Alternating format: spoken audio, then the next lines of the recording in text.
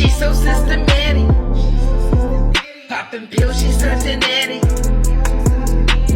Pulling up in foreigns. Got that paddock on my arm. You really came with the charm. She's so systematic. Popping pills, she's such an addict. Pulling up in foreigns. Had that paddock on my arm. You really came with the charm. He been inviting me like, yo, come out, come and perform. So when they started Plug and Play, I went over there and the I4 Records niggas was hosting it. So whoever won the event, like the winners of the event, got free studio time and stuff. So they picked a couple artists that they felt like was different, versatile, whatever you want to call it, and they put them in the recording studio with the I4 Records team, 613, right? Tweezy? Yeah. Her, Richie Rich, and that girl Honey that made that track that Had Me or whatever. That shit fire. But through them, I met all them people the week before. Yeah. The week before. So then when I go there, it's like I'm low key already exactly. tapped in. Like, oh you shit. see how shit come back around? Hey bro, what's up with y'all? You see how shit come back around? Yeah. Now the thing is, how do you market when you go to events like that? Now see, for me, I don't got no blueprint, and I'm not really YouTubing. I'm just being me, which ain't really good enough because I'm realizing like the era we in. One, you gotta like really sell yourself. You not sell your soul with no crazy like that. But you really gotta like be in these people. Hey man, let's flick it up. Hey, what you working on? Hey, this what I'm working on. Oh, you know so and so. Like you really have to be like that. And a lot of times that's hard for me. One off the rip because I'm coming in that bitch hard up, and I'm not blaming it on that. I still go reach out and network and talk to people and play, but I don't want to treat it like it's just a transaction. Like, I don't want to work with you if it's just a transaction. Like, that's cool. Now, you got to take your emotions out of it. Because it is just a transaction. I know. And that's what's been hard for me to accept. You feel me? Yeah. So because when you being treated like the transaction, that shit a bad feeling, bro. That shit a bad don't feeling. Treat me like a transaction. Bro, I'm like, bro, no fuck, nigga. Like, you feel me? So that's why it's hard for me to accept that. Because if you in the real world and you're not chasing your dreams and aspirations and you're not chasing a check and some type of finance, it ain't business. It can be off emotion if you want it to be. Yeah. But with this shit, these things gotta realize it ain't about emotion. It's about that check. The DJ gonna look at you crazy. The event planner gonna look at you crazy. The nigga on the track might even look at you crazy. But you gotta treat it like a transaction. And now that I'm learning that, when I step out in these places, I'm quicker to, say what's up to people, try to flick it up, reach out to niggas, and really be, what's the word? You gotta be not precise, but consistent. Because another big problem I have is not reaching back, not responding to niggas in DMs. Like you could have hit me about the podcast 2 months ago, it probably would have never happened. But because of the shit I stumbled through going to these events, getting my face out so there, many messages going back, Bruh, I done had, this is how I know, in a sense, it's my God-given talent or whatever the case may be, because I done had all the worst shit that could possibly happen to you. My first performance wasn't nobody present. I'm performing to maybe 5 niggas and 2 bartenders. You feel me? But nigga, I shout out HBM Jewelers. That nigga came up to me and said, that's low key. He got the method when it comes to jewelry shit, but like, cause he going crazy right now. But shout out HBM. That nigga came to me and said this. He like, bruh, a dead crowd is the best crowd, nigga. He's like, go rock that shit. Act like that shit is packed. He said, cause this bar gonna forever remember you as a nigga who sung your shit like it's a sold out event in an empty, you know what I'm saying? They gonna want you to come back because they see that you're willing to do it through thick and thin. Yeah. So that allowed me to do that. Then my second performance, it's a hanging mic. I knock over the whole mic. But I'm like, yo, I go by JHONDONA, boom. Shit screeching through the thing. But when it fell, it made everybody from outside come in and be nosy. Everybody's eyes is on me right now. So guess what I gotta do? Shit, I go by JHONDONA. You feel me? I get back out there, I rock it, bro.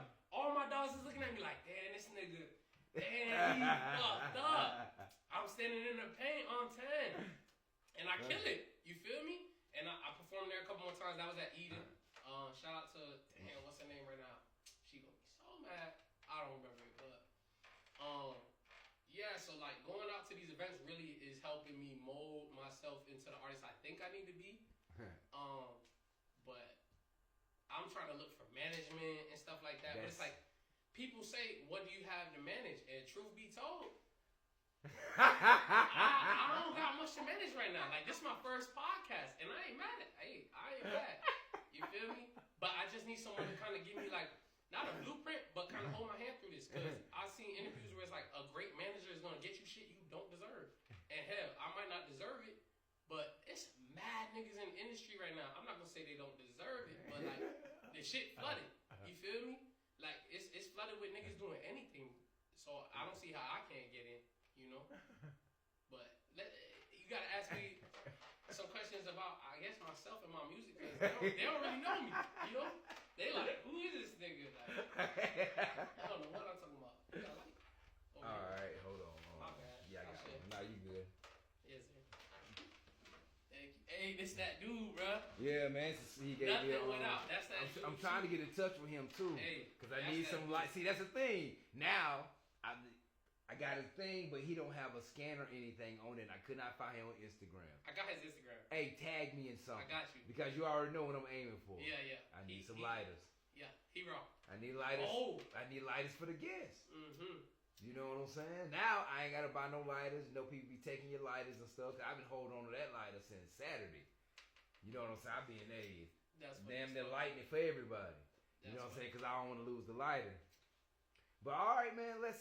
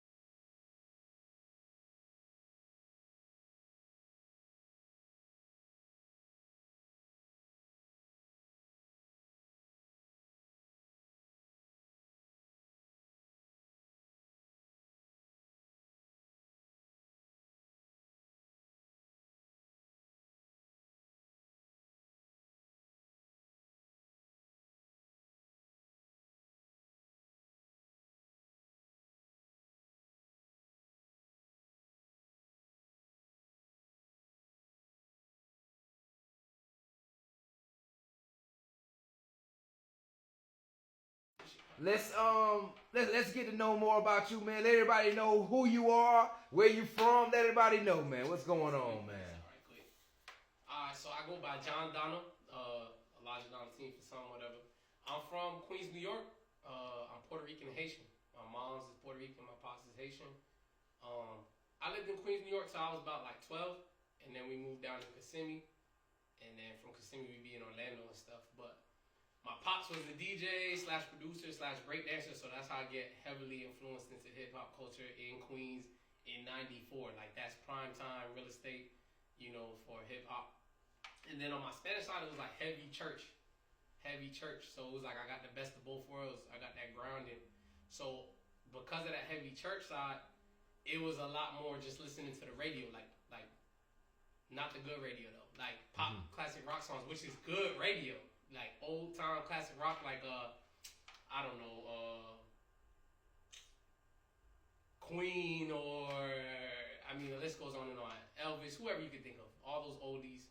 I know a million songs like that, so that's what I make my music for. I make my music for like classic rock junkies with a little bit of hip hop Juice WRLD flair, maybe some Billie Eilish type of chords in there. But I really genuinely grew up off of street hip hop. Like 50 Cent is my favorite rapper next to Biggie. But I like all the weirdos. Like I like all the people who went into hip hop and went completely against what everybody said, and they stood on it. Like they were aggressive about it. Missy Elliott, Andre 3000, Busta Rhymes, Erykah Badu. I mean, that list goes on for days, but people who really tried to be different. I think even the Baby can stand in there because he's really animated. You know what I'm saying? He stand on it. XXX, another one of the greats. Shout out to that whole team, matter of fact, because I'm not going to say I was rocking with them, but I grew up around that same, like, embracement. Because I was, shout out to 458 Keys, that was the Brody. I was in the garage all the time with these niggas. I seen XXX and Ski perform at Coco's on OBT. And JR, shout out my brother, was their cameraman way back. And that's how I came up with that. Danny Towers too, we was at his show. Through the same niggas, OG Sky and all them. I'm not saying their names to ride them. I'm just saying that culture went on a whole different wave of hip hop, and I feel like it shaped the hip hop for a great era. Rest in peace, X. And since I was there, I feel like my music is influenced through that. But I didn't get to be a part of any of that because I never took hip hop serious till I got locked up, and that was in 2019. I got locked up for home invasion with a firearm with some dumbass nigga who tried to rob some niggas and got caught. I ain't get caught, nigga put me in the jam, snitched on me, whatever, but we ain't gonna talk about that too much. Alright, can you discuss the case, or is it? I mean, it's not really discussed. This nigga tried to rob some niggas, you feel me? And he ain't know somebody else was in the house. They called the police. He get caught. I was with him driving. Yeah. I run out the back. I don't get caught. And he just dropped the dime on me. He told him everything was on me. Was that here or in Nah, all in Orlando. Yeah. And how many years you doing for that? I did 6 years off that. Thank God. They was trying to give me like, cause it's a PBL. Yeah. But he had prior charges for the same shit. But since he was younger than me, they gave him less time, and they made me the mastermind. Yeah. Because I'm older. Because you're older. In a sense, I should know better. Yeah. So since he pointed the finger, I get that. Yeah. So then I have my lawyer do a downward departure on 12, because he ended up talking him down to 12. That downward departure gave me 6. Right. And then off that 6, you do like, if state of Florida, you do like 80%. 80%, so yeah. I did like 5 years, 2 months. Yeah. And then that last year you do in work release because my first charge, you feel me? But at that time, I was in college for radiology, bro. So, Life 360, you feel me? Now, I'm in the shit. My mama tried to dodge me from my whole life. Now I'm in the pen, you feel me? And you gotta get with it. It is what it is. Shout out to God, my whole bit was easy. Oh, God, my bit was easy. So, all right. So, how long did you do in jail before you actually were sentenced? Okay. How long was you with jail? Shout out. I don't even want to shout her out, but my ex at the time bailed me out. You feel me? Real shit she did. She bailed me out in a day. So I get out and I'm on not papers, but I'm on like I guess you say like a watch. I forget the word for it, but like I'm free until I'm out on bond. Yeah. I'm out on bond until they charge me. You feel me? I end up breaking my leg. I end up breaking my leg a day before I'm supposed to turn myself in. I get another 8 months free, which that 8 months would have got me home sooner. But that 8 months let me live, dog. Like I was able to get some shit right before I went in. You feel me? That's why I say shout out to God, because the way this shit worked, I swear to God, I broke my leg a day before I was supposed to turn myself in. I got an extra 7 to 9 months out. Like that shit was a blessing. And then when I go in, all the prison rules has changed a little bit because it's now been 2 years past what I was supposed to go in. They got tablets. I'm thinking I'm gonna be in an empty room, nigga. Yeah. They got tablets. I'm buying music. I'm buying beats. I mean, it's a lot of bread, but I'm doing it with the bread I get every now and then. I'm building it up and shit. And then niggas start breaking tablets. So now I got bootleg movies, bootleg series, every movie and show you can think of in the last 6 years, whatever. Yeah. I watched the whole thing, beginning to end, because I got nothing but time. Yeah. I worked out. I got in the best shape. I was 300 pounds when I went in. In there, I got the 205. I've been home a year and a half now. A year and 2 months. Nigga, I put on 75 pounds that quick. I'm 275 right now. Bruh, chewing. I came out. Anybody that know me from anywhere, ask them, like, on my grand, I was outside every day, bro, when I got home. Like, really living it up, movie shit. Like, no cap, not trying to flex. I don't even got it like that. It's just off of relationships, bro. Yeah. So many people, like, got a good heart around me. Like I do show love and it gets returned. And I appreciate everybody helping me get through that shit, bro, because all 6 years I wanted to go. You feel me? Like, don't nobody want to be in that shit, bro. I don't care how much you got or how much you don't have. When you in there, everybody at the same level. You see a nigga for who they really is. You feel me?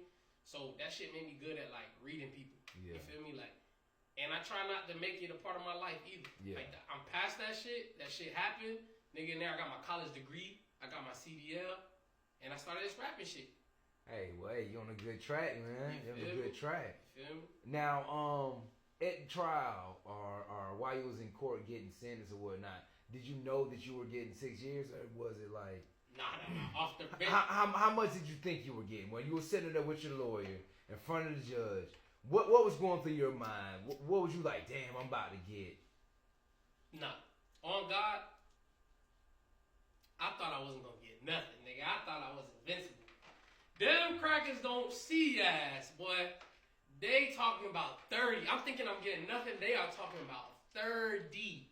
Give me, my mama, all my family members a heart attack. 30 years? Bruh, it's nothing to come back to. You feel me? And free the guys. Free everybody that got that time, bro, because that shit hard to sit with. My little 6, I want to complain about every day. There's a nigga next to me doing 15, 25. What the fuck can I complain about, you know? But I'm thinking I'm getting nothing, bro. And truth be told, I was supposed to get nothing. I had the worst lawyer because I'd never been in no shit like this. So we just got with a lawyer. You feel me? We ain't know shit about shit. Get you a family lawyer. Oh, God. Keep somebody close that you know that does law, because this nigga fucked me, pause, so bad, bro. To where they was talking about 25 was the best I could get, or 14. And when I got my second lawyer, he telling me like, yo, your first lawyer did this so dirty. Because they couldn't find my witnesses at first. They couldn't find no witnesses. Bro, I was supposed to have a year probation. That's what my second lawyer said he could have got me. That's the one who got it down to 6 off of that 30. This nigga telling no lie. He's showing me other cases where he did it. I'm supposed to have 1 year probation. I know another nigga, he do film in the city, Imperfect Visuals. Shout out Imperfect Visuals. He do film in the city. We was locked up for the same charge for the same time, and we from the same area. Never knew each other till we got locked up. This nigga's free, going all over the world, shooting videos, shooting pictures, blah, blah, blah. But that nigga, he got 6 years probation for the same charge. He got 6 years probation. So they telling me PBL, 30 years of life, nigga, I'm sick, nigga. Even with the 6 years, I was sick, bro. I'm not supposed to go nowhere. I'm a young man, in college, on his grind, got the babies, got the cheese, had the Audi A6. Like, I was feeling myself. You could have asked me 2 weeks before that if I was going to prison. I would have told you never in my life. That shit came in. 360 my life. And at that point, it's like, bro, what can it be besides God and His mission for me? You feel me? Or plan for me, or hey, however it go. But it turned me into JHONDONA. You feel me? I came up with my rap name in there. JHONDONA is my middle name with half of my last name. So I'm Haitian. My last name is Donatien. But Donatien in, I guess, in America, like however you want to pronounce it. So JHONDONA. My middle name is JHON. It's not spelled like the regular John. So it's JHON, Donna, DONA. One word, all caps. JHONDONA. And that's how I come up with that. And then all the beats I bought while I was in prison, I wrote to. I got binders and notebooks and shit on shit full of shit I wrote. Even emails. I used to email my dogs. When they send me a thing, I send them a letter back and I'll write a song at the end and be like, yo, hold that till I get out. I've never used none of these songs since being home. I got books on books of songs I've never used since I've been of real trap spitting. I don't even spit the trap shit no more, or like try to be lyrical. I could do it all. I hate, number one, I guess, is when they ask an artist, oh, what's different about you? And the artist say, oh, I'm versatile, I could do anything. I'm so tired of hearing that. Like, everybody thinks they different and everybody's their own individual. I get that. But I could tap into any sound, but the sound art that really like sticks to my heart is some pure shit. Some shit that just want to make you like get away from all this shit, bro. Like sometimes I be on like some dark thinking because I low key, I love the world we not supposed to love. Like I don't know how to word that any other way, but like nigga, the world is beautiful, but the Bible say you're not supposed to love this shit, and it's kind of confusing because it feel like we stuck in a circle of like some weird shit. But I just make music to help you escape the matrix right quick. You feel me? Yeah. That's it. That's what I make music for. I want you to feel good. Like this year I've been working on how I can make music that my mother and my grandmother gonna love me for making. You feel me? Whereas before I was trying to make music that the whole hood feel like they could be on tomorrow. You know, and it's like now I'm just trying to make music that resonates with some shit. Even if you do all that fucked up shit. Cause I done it all. I done been in prison, so you can't tell me I ain't live that shit. Yeah. Period, point blank, however you see it. I understand some niggas walk the sidewalk, some niggas walk the street. I done been in both, cause on one side of my family, I can't cross the street. On the other side of my family, I'm at the corner store with one-armed John, nigga. And it is what it is. You feel me? Like, so I done it. And I just know that I've seen niggas that really ran it up, that say they never doing it again. And I know niggas that really ran it up that say they going home tomorrow to do it all over again. And it's just like, I want to make music that takes you somewhere else right quick, man. That's what JHONDONA do. I'm the new VH1. All right. How would you describe your music? 3 words. How would you describe it? 3 words for my music. Life changing. 3 words. I really gotta think on that. 3. All right. I'll say it's an escape. I'll say it's a fantasy. And it's life changing. All right. That's what I'll say. All right. Now, when writing your music, where does your creativity come from? Does it come from the actual beat? Does it come from like just a thought in your mind? Like where do you get your loading creativity, your initial creativity? It depends on what I'm doing because I done did everything to write this music. Like as a writer, I tried it all. I am more comfortable with just freestyling, having like a one-on-one session with a producer.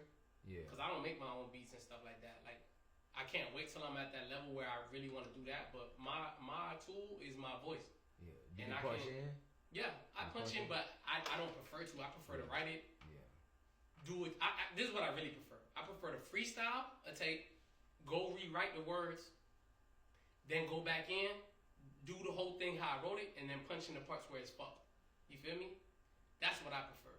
Because then I'm getting the whole word done, and I don't got the engineer going 1,000 times trying to figure out which one I really like through the other side. But that's the old school way of doing it. Which people are good at that shit. Like when I'm in the studio with a nigga who do that shit, shout out Richie Rich. That nigga in the studio is a beast.